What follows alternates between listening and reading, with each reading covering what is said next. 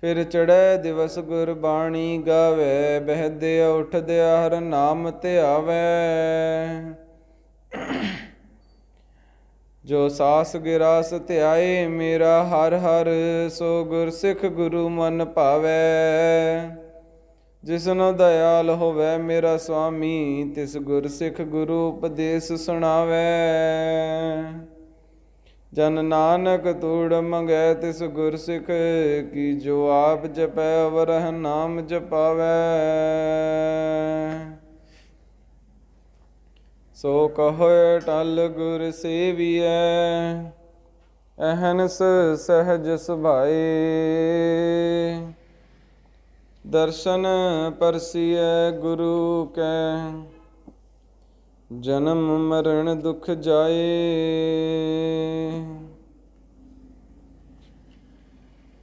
सतनाम श्री वाहेगुरु साहिब जीओ। धनासरी महला पंजवा। तुम दाते ठाकुर प्रतिपालक, नायक खसम हमारे। निमख निमख तुम ही प्रतिपाल हो, हम बारिक तुमरे तारे।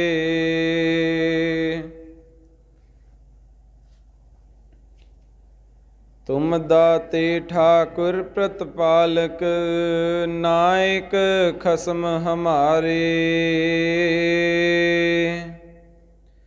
निमख निमख तुम ही प्रतिपाल हो, हम बारिक तुमरे तारे। जिह्वा एक कवन गुण कहिए, बेसुमार बेअंत सुआमी। तेरो अंत न किन्ही लहिए रहाओ। कूट पराध हमारे खंड हो, अनेक विधि समझाव हो। हम अज्ञान अल्प मत थोरी, तुम आपन बिरद रखाव हो। तुमरी शरण तुम्हारी आसा, तुम ही सज्जन सुहेले। राखो राखन हार दयाला, नानक घर के गोले। तुमरी शरण तुम्हारी आसा, तुम ही सज्जन सुहेले। राखो राखन हार दयाला, नानक घर के गोले। वाहिगुरु जी का खालसा, वाहिगुरु जी की फतेह।